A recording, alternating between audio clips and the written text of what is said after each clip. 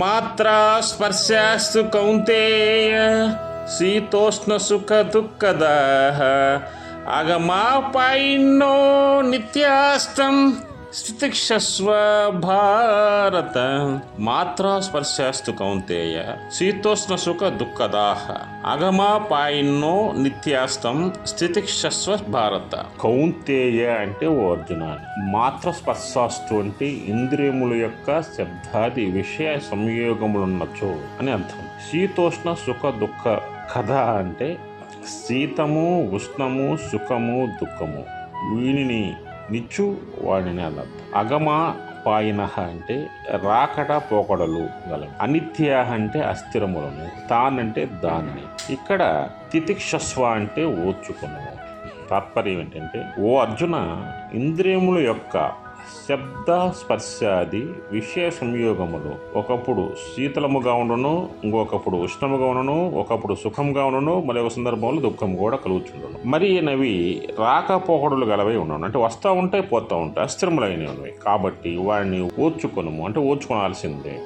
ఇక్కడ వాఖ్యానం ఏంటంటే, జగత్తు మిథ్యను జ్ఞానము లేనివారు బాహ్య పదార్థముల సంయోగముచే ఇంద్రియములకు కలుగు శీతోష్ణ సుఖ దుఃఖాది వికారములను సత్యమని వాళ్ళు భావిస్తూ ఉంటారు.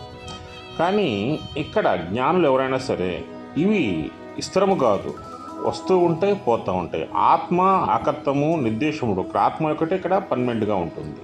ఈ సుఖ దుఃఖాలు కానీ, అదేవిధంగా ఉష్ణము శీతలము కానీ, అంటే ఒకసారి మనకు ప్రశాంతంగా ఉంటుంది, ఒకసారి ఏమో శీతలంగా ఉంటుంది వాతావరణం కూడా, ఒకసారి ఏమో ఉష్ణంగా ఉంటుంది, ఒకసారి ఏమో సుఖంగా ఉంటుంది, ఒకసారి ఏమో కష్టంగా ఉంటుంది. ఇవన్నీ కూడా వస్తూ ఉంటాయి పోతూ ఉంటాయి, పర్మనెంట్ కాదు. ఒక ఆత్మ ఒకటే మీకు ఎప్పుడు కూడా స్థిరంగా ఉంటుంది.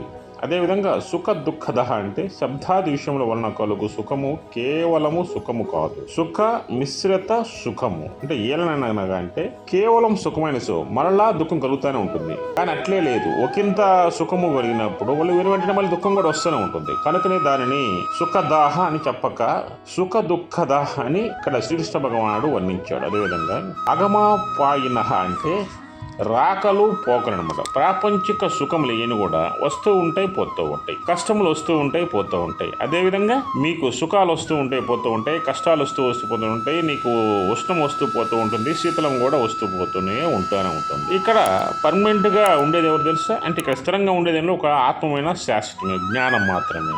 తాం స్థితి క్షస్వ అంటే తితిక్ష అనగా ఓర్పు. శీతాష్ణులు సంభవించినప్పుడు సమభాగం కలిగి వాడిని ఓర్చుకునేవారను.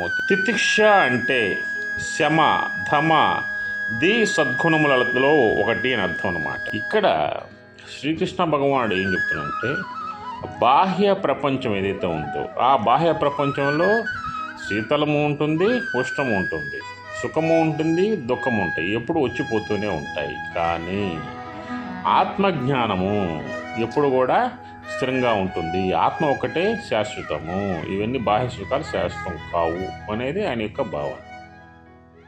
జై శ్రీకృష్ణ, జై శ్రీకృష్ణ, జై శ్రీ.